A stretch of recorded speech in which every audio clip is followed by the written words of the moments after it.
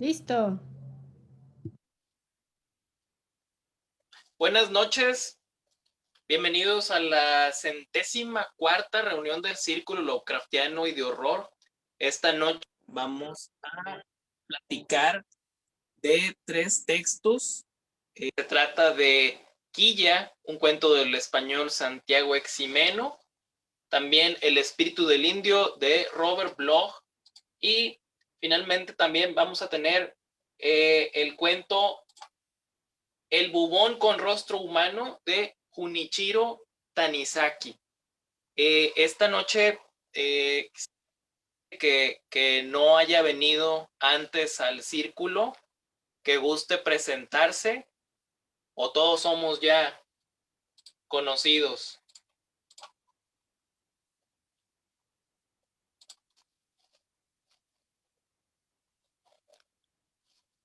Todos somos conocidos. Bueno, nada más por ahí confirmen que sí está la transmisión en Facebook. Sí, aquí me sale. Ok, muy bien. Bueno, entonces, como comentábamos antes de empezar, primero vamos a platicar acerca de este cuento que se llama Quilla de Santiago Eximeno. A ver si alguien de ustedes quisiera platicar un poquito de la biografía de este escritor, de Santiago Eximeno.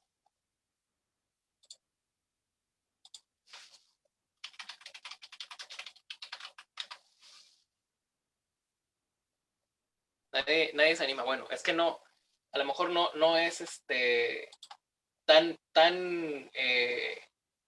conocido. Bueno, si quieren, ya que yo lo propuse, les platico un poquito. Santiago Eximeno, nacido en Madrid en 1973, ha publicado novelas, libros de relato, de ficción mínima, numerosos relatos y microrelatos en diferentes antologías y revistas.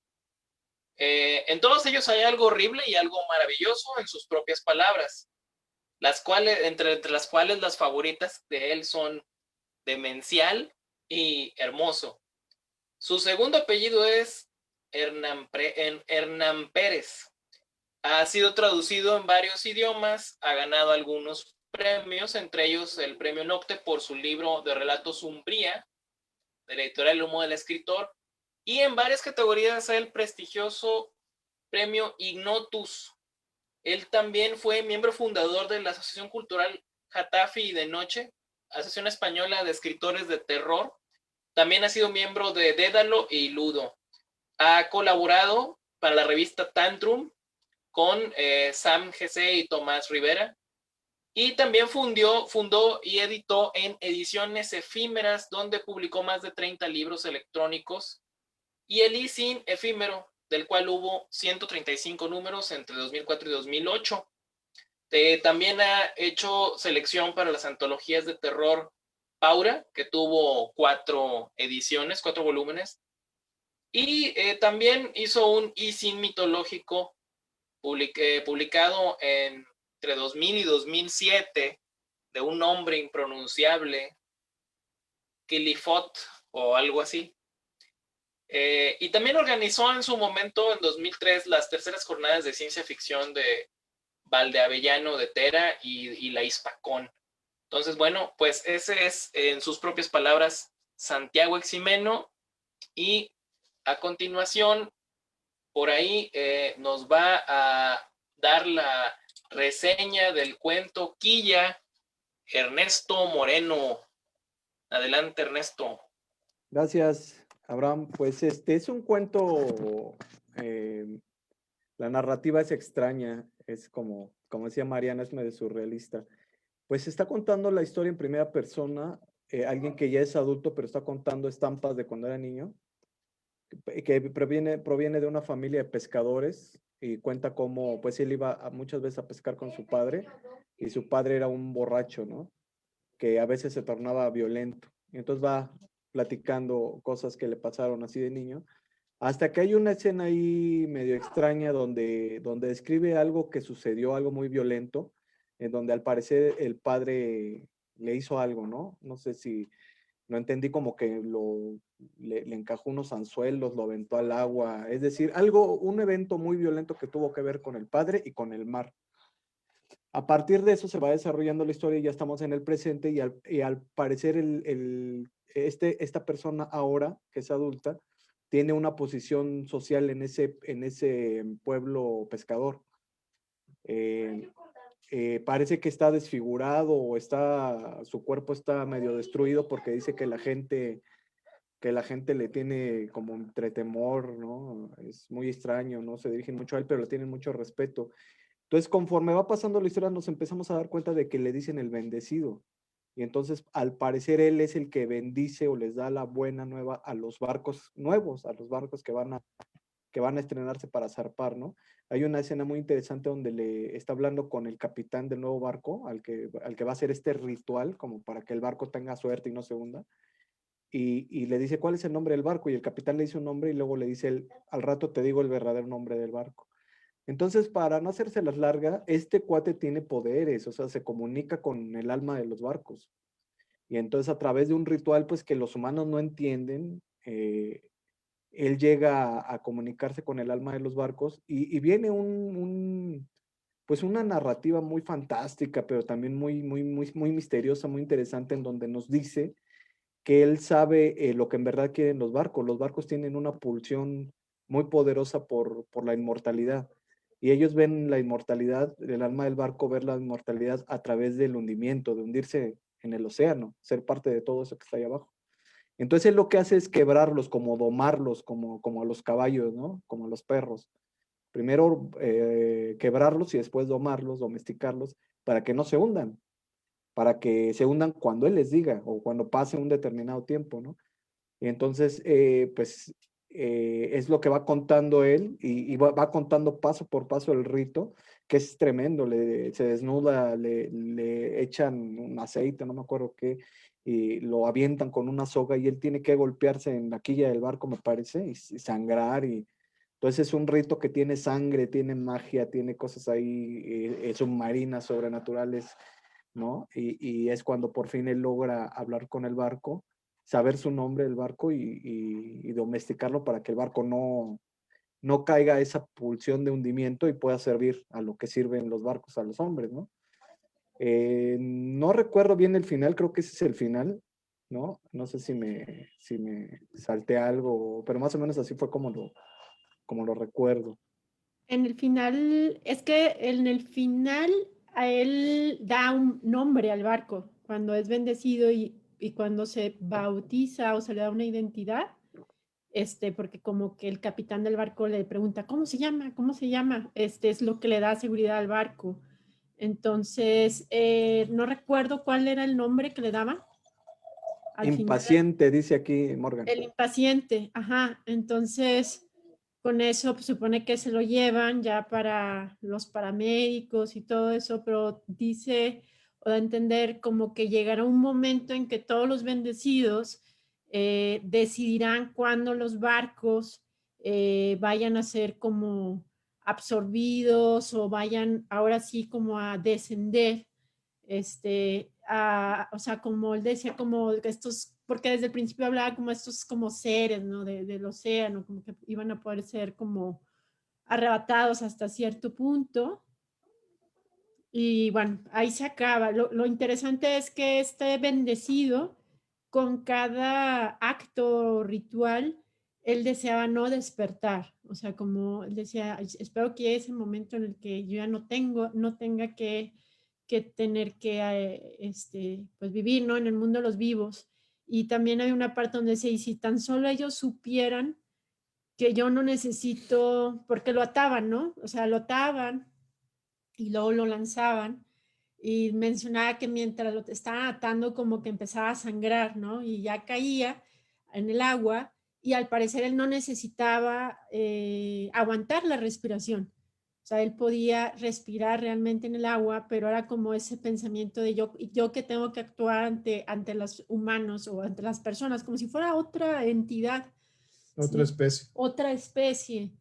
Sí, y sí, como que estaba curioso porque parecía así como un ser de Innsmouth, pero que está A mí en el... me recordó un cuento que no hemos leído, de Lucius Shepard, el cuento del viajero o de la viajera, de una entidad que pues llega a nuestro planeta, no voy a platicar bien cómo, y puede adoptar o poseer otros cuerpos humanos, y no te das cuenta hasta que ves a los cuerpos humanos hacer cosas que pues, los humanos no podemos hacer, como por ejemplo casi literalmente caminar abajo del agua o nadar a una velocidad impresionante.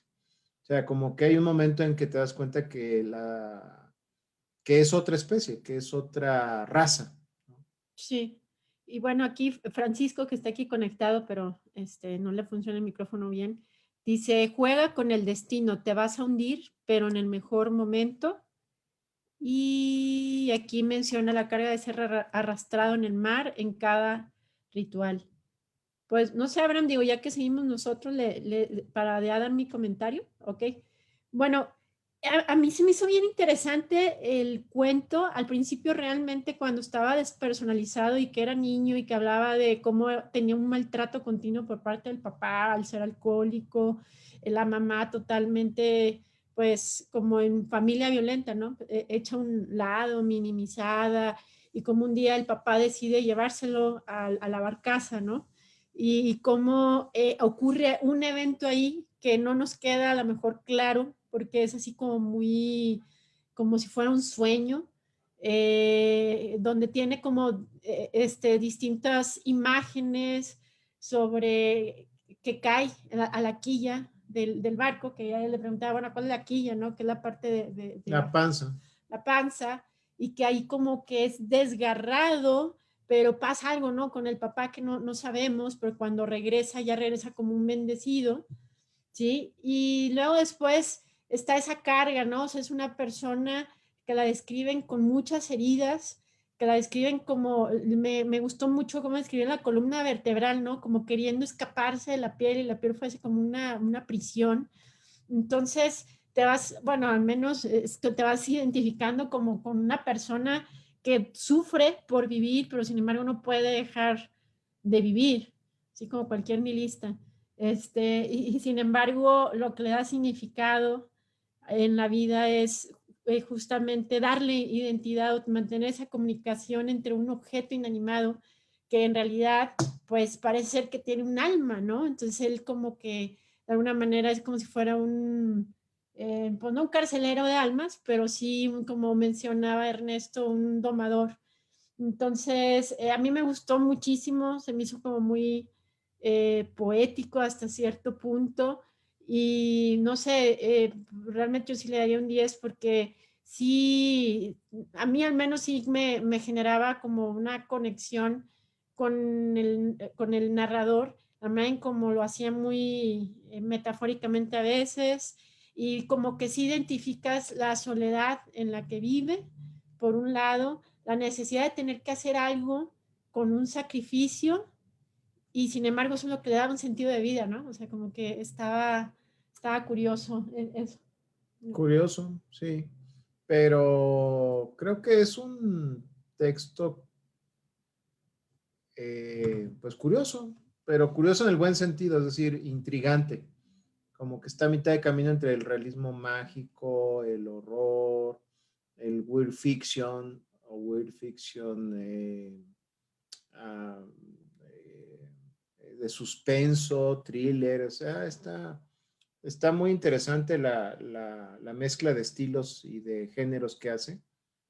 Yo creo que pues vale mucho la pena este autor, es muy interesante. A mí me gustó mucho la parte en cómo escribía el barco, que decía, bueno, mientras uno ve la parte superficial, ¿no? Del yate que le traen para que lo bendizca, que dice, ay, pues sí, lo olía el plástico y era así como medio enervante, pero no saben, ¿no? O sea, estos humanos como que no conocen realmente lo que hay debajo de todo eso, ¿no? Entonces, eso a mí me pareció muy, muy interesante.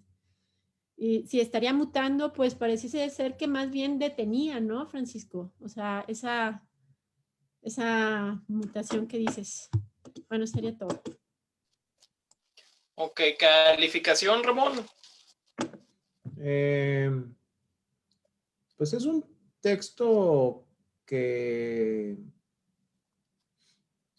está escrito con... Es que no podría decir que es poético, es un texto como que muy preciso, pero lo que narra es extraño, ¿no? Está en la frontera de lo espeluznante, pero no deja de ser un texto sobrio, pues no tiene metáforas así muy extravagantes o muy radicales. Y sin embargo, el resultado final es bastante radical. Yo le pondría un 8.5 porque me gustaría ver este estilo de narración más adelante, o sea, en textos más largos, y me recordó mucho a Lucius Shepard, pero siento que en ese deseo de ser elíptico, o sea, de ser misterioso, dejó a un lado algunas cosas que podrían haber ayudado más a entender exactamente qué era lo que pasaba con estos personajes. Yo nomás les quería preguntar, porque en Monterrey leyeron una novela también ahí de unos seres medio marinos, entonces sí les quería preguntar si podrían asociar algo o no del sueco. No, bueno. El puerto humano. Cuarto, mano. Sí. Okay. Bueno, ahorita, si quieren en la intervención, ahorita va a seguir Morgan, a ver si nos comenta sobre el puerto también. Bueno, pues empezando con eso del puerto, el libro del puerto humano es... No hay criaturas. Spoiler. El personaje principal, pues es como que el mar. Así que no tiene nada que ver. Este cuento Quilla me encantó. Sí se me hizo poético, pero si Ramón dice que no es poético, puede ser. Es más como muy visual, como imágenes superpuestas, como si fuera una película, lo estarías viendo en una escena no lineal de lo que está pasando. Y está dividido así como que en la infancia, que es una introducción, y luego ya sigue el resto del cuento. Entonces la infancia creo que es donde está escrito de esa forma, y luego ya es más lineal. Pero bueno, me gustó mucho esa parte. Como habla de la violencia familiar, como dice de que mi papá iba al mar a pescar y regresaba todos los días, a veces poco pescado, a veces mucho, pero siempre lleno de rabia. Entonces, eso está muy padre. Me gusta que dice que cuando su papá un día lo invita a que vaya con él y la mamá no le dice nada. Entonces, eso se me hace bien característico de los niños abusados. Cuando la mamá se queda callada, o sea, eso se me hace bien triste para los niños. Entonces, sí me gustó mucho esa parte. Y entonces el papá se emborracha en el barco, avienta al niño y sufre este accidente donde nos narran así muy grotescamente ya en la parte de adulto cómo le quedan las marcas. Pero cuando está diciendo que tiene las marcas, luego decía ahí que supuraban líquido cada que se bañaba, y yo pensaba, ¿por qué siguen supurando si ya está como que adulto y ahorita tiene como, no sé? Digo, y eso fue cuando él tenía, no sé, 10 años o menos. Entonces ya te van diciendo sobre este ritual de bendecir a los barcos. Pero sí se me hizo radical, hablando de radical, en la cuestión de lo que está diciendo de los barcos, porque él habla con los barcos, habla con el alma de los barcos. Y te das cuenta como si los barcos, no sé, me recordó a esta idea de que las ballenas, en un libro que leí, decía que cuidaban los océanos y que sus cantos eran en realidad invocaciones para mantener un mal ahí encerrado en el fondo del océano. Entonces, así me sonaron estos barcos que hablan entre sí y que saben de la existencia de unas criaturas en el fondo del mar, y que tienen estos tipos de contacto con, no sé, como tipo profundos, ¿no? Que pudiéramos decir que este tipo se estaba convirtiendo en uno, porque sí es así impactante cuando dice eso de que no deja finjo que hiperventilo y que me aguanto el aire para que los humanos que de por sí ya me tratan bien mal, no me traten más raro cuando sepan que puedo respirar abajo del agua. Porque vivían en una isla y pues la gente de la isla todos lo conocían y clásico era el pues ahí la atracción turística casi casi. Entonces sí me parece me gustó mucho el cuento, muy interesante, muy violento. A lo mejor no lo describe por completo la violencia, pero pues incluso en el ritual que describe también, o sea, no era nada más aventarse al agua y platicar con el barco, tenía que... Y luego dice que ese ritual para él era más como que doblegar al barco, o sea, hacer que el barco se hiciera sumiso, ¿no? Porque dice que el deseo de todos los barcos es hundirse. Eso también me gustó. Entonces, él nada más atrasaba o calmaba ese deseo para decirle, no te mates ahorita, barco, no te hundas, húndete en el momento preciso, como decía Francisco. Entonces, sí se me hizo muy interesante, habrá que leer más a Santiago Eximeno. ¿Tu calificación, Morgan? 10. Talamantes, por favor, comentario. Sí, gracias. A mí me gustó también mucho el cuento, está muy extraño, digo, o sea, la primera parte, parecía como un sueño de cuando era niño, especialmente esa parte cuando cae del barco donde lo llevaba el papá. Hay algo que me llamó la atención y es la manera en que a él lo hundían. Entonces, eso me recordó pues otras novelas de barcos que he leído y me acordé del castigo de los marineros que era pasar por la quilla.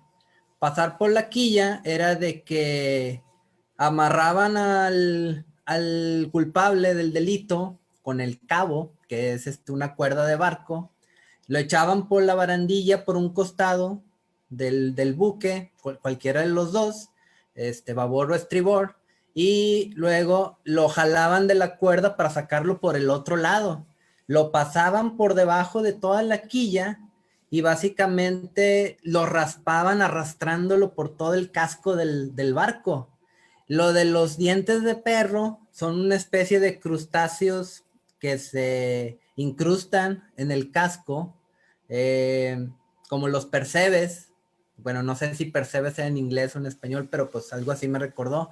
Entonces, básicamente, la velocidad en que lo arrastraban, pues influía mucho en el sufrimiento y en el frotado ahí contra todo lo que estuviera pegado en el casco. Y pues estos crustáceos, pues eran básicamente como si fueran dientes afilados ahí que pues podían desmembrar a alguien directo en el directo, pues era básicamente casi un modo de ni siquiera de tortura, era pues ya básicamente lo estaban ejecutando. Y esto me llamó la atención mucho en el cuento, porque este ser o esta persona, bendecido, básicamente se sometía voluntariamente a ese tipo de tortura para hablar con el barco como tal. Digo, o sea, yo sinceramente no le vi mucho sobrenatural, porque básicamente pues todo nos lo está contando él. Él dice que puede respirar por el agua. Bueno, yo no le creo. O sea, ¿por qué? Porque pues todavía no me muestra ahí algo específico. Y menos si acaba desmayado y lo tuvieron que revivir ahí camino al hospital, básicamente. Entonces eso me dice que pues es un narrador no confiable. Y toda esa parte, pues de todas maneras, digo, sí se me hizo muy interesante por la manera en que juega con esa percepción, porque él dice que habla con el barco, él dice que habla con los peces, él los nombra a los barcos, pero al final de cuentas no sabemos, porque pues él es el que nos está diciendo las cosas. Pero sí, todo eso de pasar por la quilla, de que básicamente para sacarlo cuando era niño lo tuvieron que pescar y le quedó todas las rajaduras del anzuelo en la cara, todo eso está muy padre. Y pues el hecho de que tenga siempre las heridas en la espalda es precisamente porque pues la manera en que lo arrastran por el barco. Y sí está muy interesante. Sí, yo creo que es un narrador no confiable porque no nos muestra nada directo sobrenatural más que lo que él está diciendo, más que lo que él está narrando. Pero sí, de todas maneras, sí se me hizo un recurso muy interesante y pues la manera en que está narrado también está muy padre. Yo le voy a poner un 9. Muy bien, Talamantes. El castigo que mencionas en inglés se llama keyhole. Es cuando te pasan para que te raspen, aquí le llama dientes de perro, como tú le llamaste, que es correcto, es estos percebes o barnacles en inglés. Hey, y también aquí en México es muy, muy común que le llamemos lapa. Pero sí, es carbonato de calcio y están puntiagudas. Bueno, sí, lo de dientes de perro creo que es de España. Sí, el cuento es español, pero se entiende muy bien. Por favor, tu comentario, Neto. Bueno, pues a mí también, fíjate que se me hizo muy interesante y lo que me gustó es que es muy diferente a otros tipos de relatos. Siempre se agradece leer algo distinto, ¿no? El formato, el formato que usa para escribir, por lo menos este cuento, se me hizo muy, muy interesante, muy diferente a otras cosas. Yo a este autor lo he oído mencionar, pero fíjate que nunca lo había leído. O sea, no lo habían leído. Entonces estuvo muy, muy padre poderlo leer. La historia me gustó mucho porque es una historia muy extraña. Yo creo que cae dentro de estas cuestiones muy extrañas, ¿no? Lo que está contando. La idea del relato me gustó mucho, es una idea muy, muy padre. Y sobre todo porque habemos unos pues que nos encanta el mar y nos encantan estas historias en donde el mar es un umbral, un abismo extraño, ¿no? Donde hay cosas que no sabemos qué son. Entonces, en ese sentido me gustó. Me gusta que dejen la ambigüedad cosas, eso también es un recurso, porque alguien podría decir, ay, es que no explica, es que no sé qué. No, no, no, no, no. La ambigüedad, hay que me perdone Don Chago, pero la ambigüedad como la usa Ligotti, por ejemplo, que es un maestro de la ambigüedad, es un recurso literario y en el horror es un muy buen recurso. Entonces, este cuate usa la ambigüedad para describirnos ciertas escenas como especies de flashazos, de flashbacks, para ir construyendo la historia. Y eso está padre, porque todo lo demás te lo deja tu imaginación. Yo, por ejemplo, cuando ya iba muy adelantado la historia, diciendo de que está bajando a la quilla y que el alma del barco, yo seguía pensando, pero ¿qué le habrá pasado con el papá? O sea, ¿qué pasó ahí? Porque lo dejó tan ambiguo, tan flachazos, que deja que tu imaginación vuele y eso es muy padre. O sea, yo me empecé a imaginar, ¿el papá lo mató? O sea, está muerto y regresó, lo regresaron los seres del mar, o el papá también era un bendecido y lo quiso heredar, o sea, todo eso te lo deja abierto porque es ambiguo, y entonces, a mi parecer, hace mucho más rica la historia. Entonces, eso me gustó mucho. Creo que quiero leer más de este cuate, fue muy agradable leer algo fresco, algo diferente, una historia marinera. Me encantan las historias marineras y más cuando son tan extrañas como esta, ¿no? Esa idea de que el barco tiene alma, esa idea es muy vieja, pero muy pocas veces retomada en la literatura, muy, muy pocas veces. Entonces eso me gustó. El ser humano siempre tratamos de humanizar a los animales, siempre tratamos de humanizar a las cosas. Tristemente nunca humanizamos a nuestros pares humanos, pero al contrario los deshumanizamos para matarlos y para explotarlos. Pero siempre estamos humanizando a los animales y a las cosas. Por ejemplo, me recordó mucho a una historia que por ahí leí alguna vez de la Segunda Guerra Mundial, que había una tripulación de un bombardero que decían que el bombardero tenía alma y los había salvado siempre. Entonces, todo el mundo quería ir en ese bombardero, ¿no? Creo que esa historia después la retomaron en la serie que salió de Dead Love and Robots, ¿no se acuerdan? de una nave que tiene alma, ¿no? Entonces, esta idea de los barcos con alma, de los aviones con alma, de las naves espaciales con alma, es muy antigua, pues porque al humano le da mucho miedo sentirse solo. Entonces, como decía la filósofa María Zambrano, siempre estamos buscando dioses, ¿no? Siempre estamos buscando dónde poner ese Dios para no sentirnos tan solos. Entonces, creo que este cuate Santiago Eximeno, creo que hace un muy buen relato. A mí me gustó mucho, no solo la idea, sino la forma en que lo escribió, ya lo repetí, porque no se parece, es muy original, por lo menos yo no he leído muchas cosas que se parezcan a esto. O sea, entonces eso me gustó mucho, leer algo distinto, algo tan difuso, a la vez tan ambiguo. Les digo que me recordó a Ligotti un poco, en esa ambigüedad como decían los rusos, ¿no?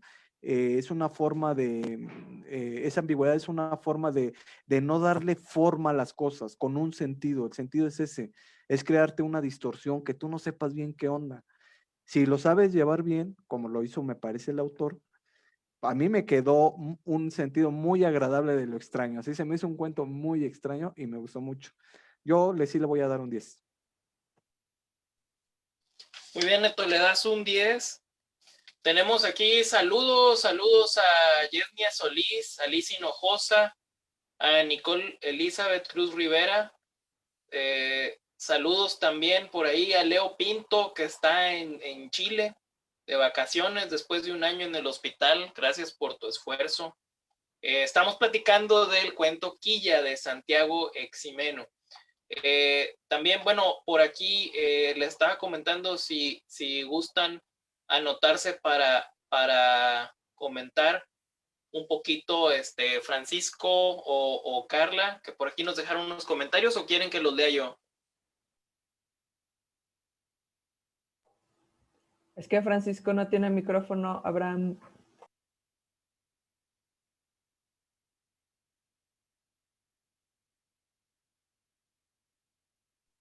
Bueno, voy a leer entonces el comentario de Francisco Pinto. Dice, él le da un 8 porque dice, de verdad siento que la introducción cuando era niño está de más.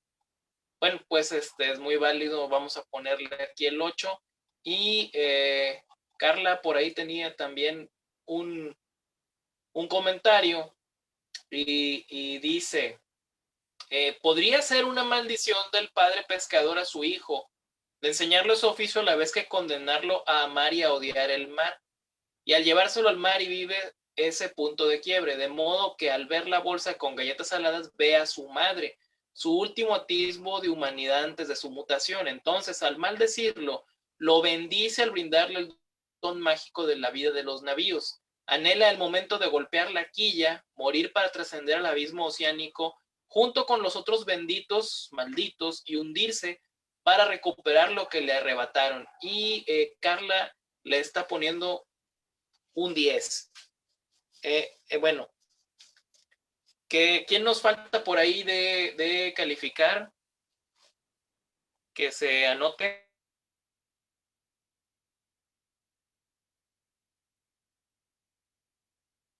Chago, ¿no? Chavo, adelante, por favor. Qué padre que escogiste este texto, Abraham. A mí me gusta, he leído muy poco de mi tocayo Eximeno, pero los poquitos cuentillos que he leído sí me parecen que valen mucho, están muy cargados. Discrepo un poquito con Talamantes, está bien lo que dices de que no es confiable, pero él no es el narrador, o sea, alguien está narrando, entonces aquí yo me trasladaría a la región que el marinero siempre es muy supersticioso.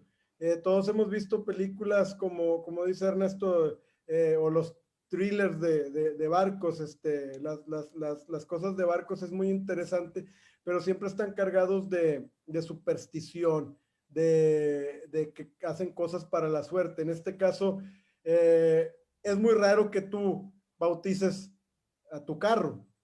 Hay gente que lo hace. Yo que trabajé mucho tiempo con motos, muchos motoqueros bautizaban a sus motos que el perro rabioso y que la bruja voladora. Pero un barco siempre lo vas a bautizar, hasta los barcos más chiquitos. Yo tengo un amigo que ha tenido un par de barcos y siempre le ponen nombre, entonces esto se me hace muy padre, o sea, el bautizar un barco es algo interesante. Me acuerdo, esta actriz, ay, ¿cómo se llama? Una alemana que acaba de morir hace varios días, que era la abuela de Malcolm en Malcolm in the Middle. Me da mucha risa porque hay un capítulo que dice, nosotros bautizábamos a los niños hasta que sobrevivían, y me da mucha risa eso, porque el bautizo es algo muy importante, y en este caso en el barco, pues el barco está escogiendo. Aquí nos vamos a un personaje que está sufriendo, que está haciendo un sacrificio. Me recuerda mucho al cortometraje que acabamos de ver ahora con el evento de los cortometrajes del Círculo Lovecraftiano. En el de Hierba Mala estamos teniendo a este hombre que habla con los muertos. No parece disfrutarlo. Recibe cierta limosna, me imagino, de los familiares que lo contratan, pero es una maldición, lo mismo que es una maldición para este marinero, para elegido, el tener que someterse a un ritual muy doloroso.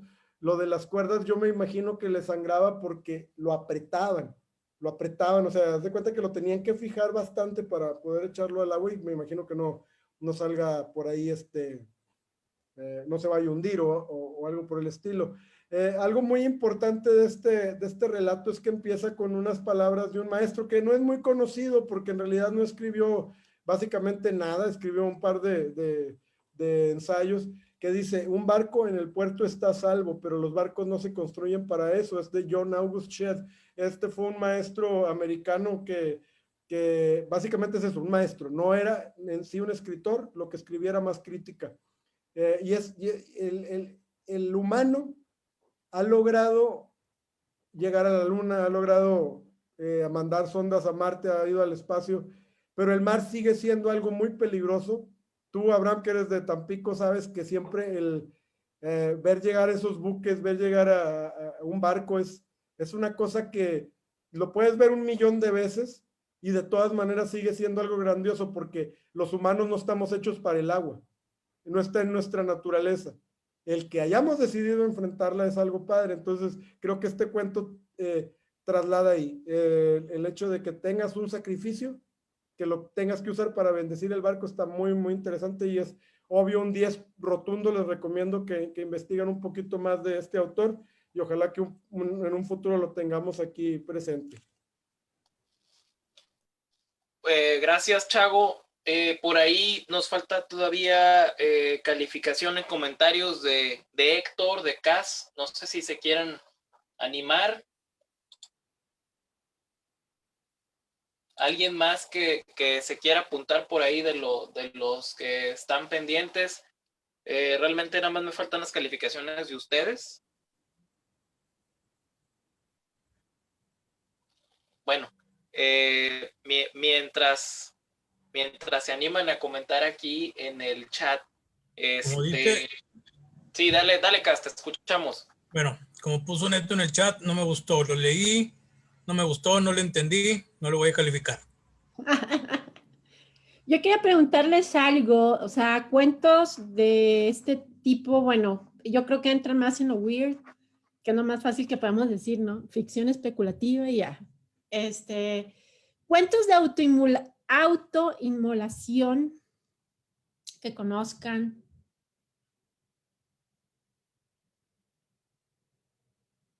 Bueno, igual los que están en Facebook Live, ¿verdad? También. O sea, que hayamos leído o que cada quien haya leído que tenga que ver con esto, con la inmolación. A lo mejor no es cuento, la película de Mártires, no sé por qué me trajo recuerdo este relato, algunos puntos, no todo, porque en Mártires no eran voluntarias, como dices, Mariana, es autoinmolación. Aquí pues sí es autoinmolación. En Mártires no era tan, yo quiero que me hagan cachos, ¿verdad? Pero siento que hay algunos puntos parecidos.